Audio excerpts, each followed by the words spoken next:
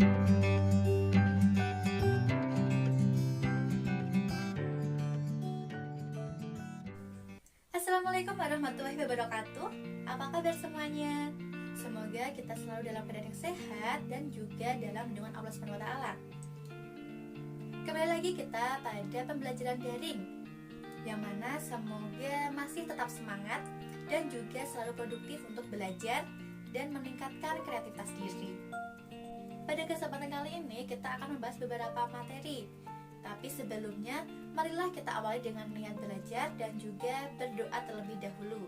Semoga kita bisa mudah memahami materi-materi dan juga pelajaran-pelajaran nantinya, serta kita bisa mendapatkan ilmu yang bermanfaat. Maka dari itu, bersama-sama kita berdoa dari rumah. Berdoa dimulai.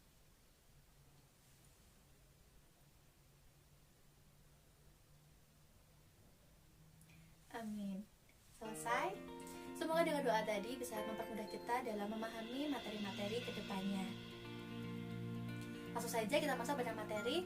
Tetap ikuti video ini sampai akhir, dengarkan dengan baik, simak dengan baik, cermati juga dan siapkan alat tulisnya. Catat materi-materi yang penting. Jika ada yang belum paham bisa ditanyakan melalui WhatsApp group. Semangat belajar. Pada bab 1 ini kita akan mempelajari tentang entitas industri jasa keuangan, yang mana kita akan memperdalam tentang mengenal industri jasa, seperti definisinya, karakteristik jasa, dan juga akuntansi perusahaan jasa. Kemudian, kita juga akan mempelajari tentang macam-macam entitas industri jasa keuangan, seperti bank, asuransi, pegadaian, perusahaan pembiayaan, pasar modal, dan juga dana pensiun. Nah, yang pertama kita harus mengetahui apa sih itu industri. Nah, industri merupakan kegiatan untuk mengolah bahan mentah menjadi barang yang memiliki nilai jual lebih, seperti usaha perakitan atau assembling dan juga reparasi adalah bagian dari industri. Hasil industri tidak hanya berupa barang, tapi juga dalam bentuk jasa. Nah, berikut ini disebutkan beberapa macam industri, seperti industri primer. Nah, industri yang menjalankan usahanya dengan ciri seperti barang-barang produksinya bukan hasil olahan langsung atau tanpa diolah terlebih dahulu. Contohnya seperti hasil produksi pertanian, peternakan, perkebunan, perikanan, dan juga sebagainya. Yang kedua yaitu industri sekunder, yaitu industri yang mengolah bahan mentah dan menghasilkan barang-barang setengah jadi untuk diolah kembali. Contohnya seperti pemintalan benang, komponen elektronik, dan sebagainya. Dan yang ketiga yaitu industri tersier, merupakan industri yang produknya berupa layanan jasa. Perusahaan jasa adalah badan usaha yang kegiatannya bergerak dalam pelayanan jasa tertentu kepada konsumen. Perusahaan ini menghasilkan jasa, bukan barang atau produk yang kasat mata. Contohnya seperti usaha transportasi, salon, usaha bengkel, kantor notaris, kantor akuntan, dan lain sebagainya. Kita akan lebih memperdalam pada perusahaan jasa. Di sini, perusahaan jasa merupakan perusahaan yang menjual jasa atau tidak berwujud barang untuk memenuhi kebutuhan konsumen. Artinya, perusahaan jasa menjual produk yang tidak berwujud tetapi dapat dirasakan manfaatnya. Perusahaan jasa adalah perusahaan yang kegiatannya menyediakan berbagai pelayanan seperti keamanan kepada masyarakat yang memerlukannya. Jasa pada dasarnya merupakan sesuatu yang memiliki ciri-ciri sebagai berikut. 1. Proses produksi industri jasa dapat menggunakan atau sama sekali tidak menggunakan bantuan suatu produk fisik. 2. Jasa tidak mengakibatkan peralihan hak atau kepemilikan. 3. Terdapat interaksi antara penyedia jasa dengan pengguna jasa. 4. Produk yang ditawarkan berupa benda tidak berwujud atau jasa. 5. Perusahaan dan konsumen kesulitan untuk mengukur tingkat harga jasa. Besar kecilnya harga menjadi sesuatu yang bersifat tidak mutlak. Dan yang keenam, produk yang ditawarkan tidak dapat disimpan dalam bentuk persediaan. Dengan kata lain, jasa tidak dapat disimpan, dijual lagi pada orang lain, atau dikembalikan pada perusahaan pemproduksi jasa. Nah, jadi dapat disimpulkan bahwa pengertian sektor industri jasa adalah pelayanan yang diberikan kepada konsumen berupa jasa tanpa mengubah atau perpindahan kepemilikan yang berlangsung pada sektor-sektor jasa tersebut. Nah, itu dia tentang definisi khusus tentang perusahaan jasa atau sektor industri jasa. Nah, setelah kita mengetahui pengertian tentang industri jasa, kita juga harus mengetahui karakteristik jasa. Di sini dapat dikatakan bahwa industri jasa itu memiliki karakteristik yang unik atau tersendiri, yang membedakan dari barang atau produk-produk industri lainnya. Terdapat 4 karakteristik yang paling sering dijumpai dalam jasa dan menjadi pembeda dari barang-barang pada umumnya adalah sebagai berikut. Yang pertama, tidak berwujud. Jasa bersifat abstrak dan tidak berwujud, sehingga jasa merupakan sesuatu yang tidak dapat dilihat, dirasakan, dicicipi, ataupun disentuh. Yang kedua yaitu heterogenitas. Jasa merupakan variabel non-standar dan sangat bervariasi. Hal itu berarti karena jasa berupa tindakan untuk orang lain atau pelayanan, maka tidak ada hasil jasa yang sama walaupun dikerjakan oleh satu orang. Yang ketiga yaitu tidak dapat dipisahkan. Jasa kebanyakan dihasilkan dan dikonsumsi pada saat yang sama oleh konsumen. Berarti, konsumen tersebut harus berada di tempat jasa yang dimintanya, sehingga konsumen melihat dan bahkan ikut ambil bagian dalam proses produksi tersebut. Dan yang keempat, tidak tahan lama. Jasa tidak mungkin disimpan dalam persediaan. Artinya, jasa tidak dapat disimpan, dijual lagi, ataupun dikembalikan kepada perusahaan penjual jasa tersebut. Yang selanjutnya yaitu macam entitas industri jasa keuangan. Lembaga keuangan merupakan suatu badan yang bergerak di bidang keuangan untuk menyediakan jasa bagi penggunanya, yang mana mempunyai fungsi yaitu sebagai lembaga yang dapat menghimpun dana nasabah atau masyarakat, ataupun sebagai lembaga yang menyalurkan dana pinjaman untuk nasabah atau masyarakat. Nah, untuk mengetahui macam-macam entitas industri jasa keuangan, perlu kita ketahui tentang pengertian entitas itu sendiri. Entitas adalah sesuatu yang memiliki keberadaan yang unik dan berbeda, walaupun tidak harus dalam bentuk fisik. Menurut KBBI atau Kamus Besar Bahasa Indonesia, entitas adalah satuan yang berwujud atau wujud.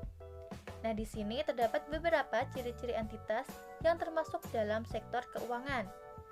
1. Tidak memproduksi suatu barang. 2. Tidak memiliki persediaan bahan baku. 3. Aktivitasnya lebih mengarah ke investasi. 4. Mayoritas pengeluaran untuk membayar pegawai. 5. Memiliki sumber permodalan yang mayoritas dari modal sendiri atau investasi yang tidak memiliki bunga tinggi. Dan yang terakhir 6. Aktiva di neracanya mayoritas terdiri atas piutang, kas, dan aset tetap. Nah, itu dia adalah pengertian dari entitas dan juga lembaga keuangan serta ciri-ciri dari entitas yang termasuk dalam sektor keuangan.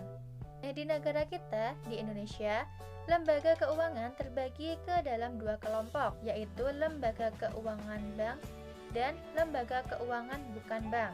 Lembaga keuangan bank adalah suatu badan usaha yang bergerak di bidang keuangan, di mana kegiatannya menghimpun dana dari masyarakat secara langsung dan memberikan berbagai jasa keuangan kepada masyarakat luas.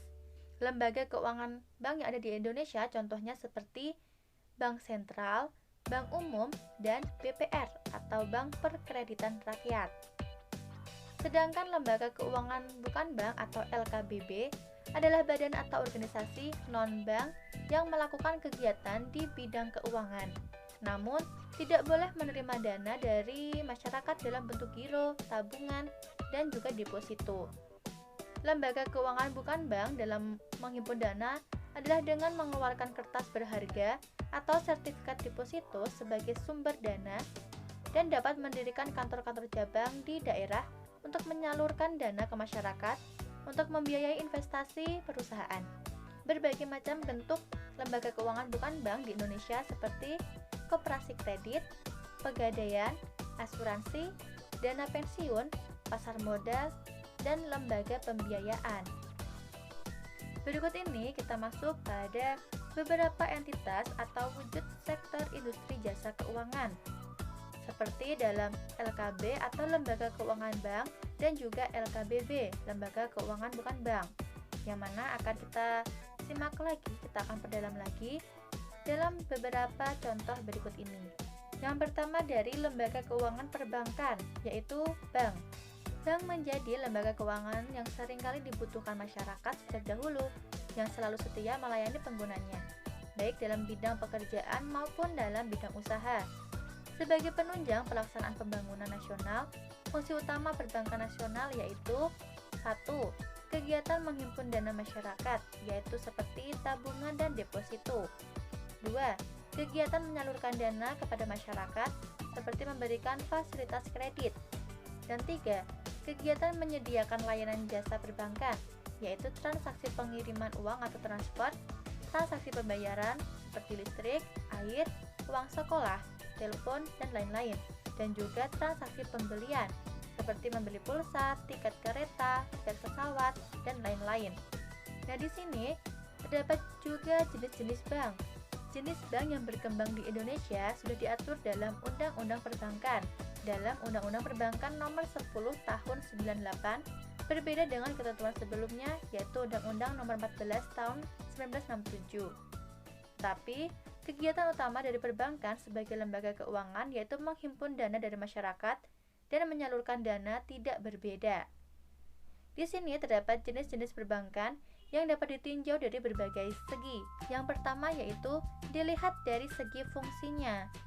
Jenis perbankan menurut fungsinya berdasarkan Undang-Undang Pokok Perbankan Nomor 14 Tahun 67 terdiri atas bank umum, bank pembangunan, bank tabungan, bank pasar, bank desa, lumbungan desa, atau bank pegawai.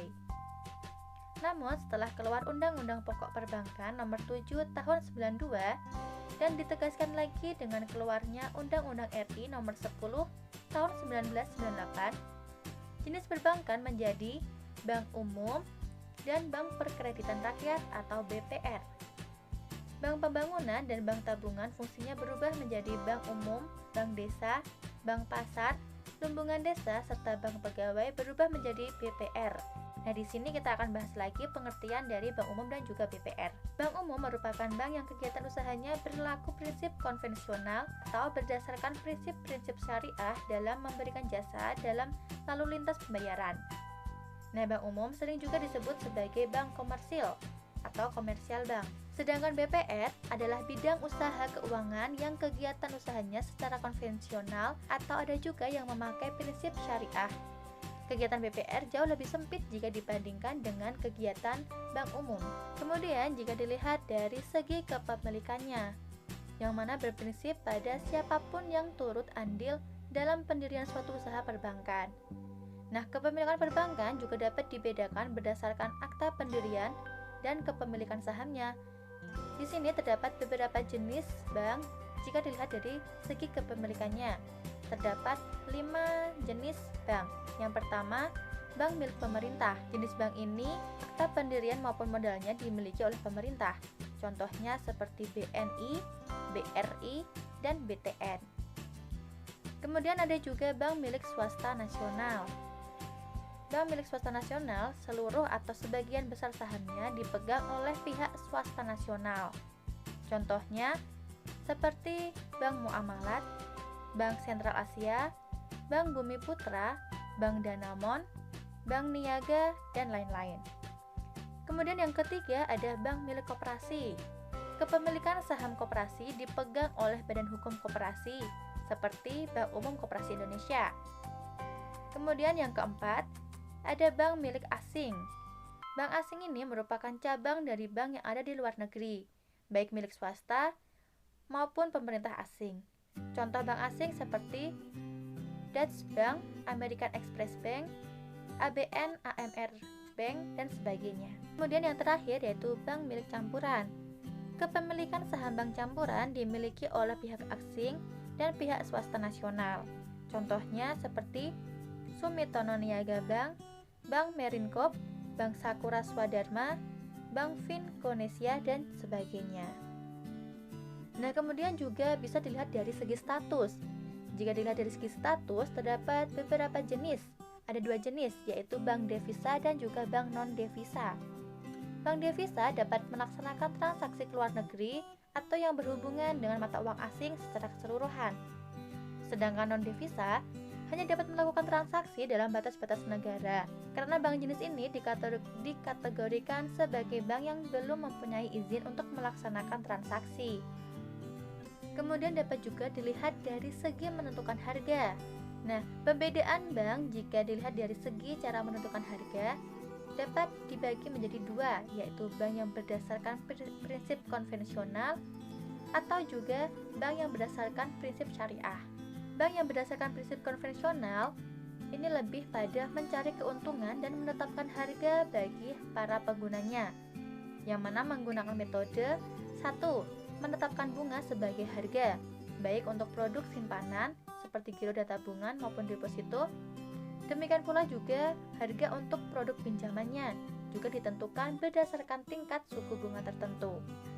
Atau juga seperti beberapa pelayanan jasa-jasa yang lainnya. Keuntungan didapatkan dengan menerapkan berbagai biaya-biaya dalam nominal atau persentase tertentu. Sedangkan bank yang berdasarkan prinsip syariah ini menerapkan aturan perjanjian berdasarkan hukum Islam dengan pihak lain yang ingin menyimpan dana atau pembiayaan usaha atau kegiatan perbankan lainnya. Penentuan harga atau keuntungan pada bank yang berdasarkan prinsip syariah dilakukan dengan cara 1. Pembiayaan berdasarkan prinsip bagi hasil atau mudharabah. 2. Pembiayaan berdasarkan prinsip penyertaan modal atau musyarakah. 3. Prinsip jual beli barang dengan memperoleh keuntungan atau murabahah. Kemudian 4. Pembiayaan barang modal atas dasar sewa murni tanpa adanya pilihan atau disebut juga ijarah. Kemudian yang kelima, menggunakan cara juga dengan adanya pilihan pemindahan kepemilikan atas barang yang disewa dari pihak bank oleh pihak lain atau disebut juga ijarah wa iktinan. Nah, itu dia beberapa jenis bank yang mana dilihat juga dari berbagai segi pembedanya.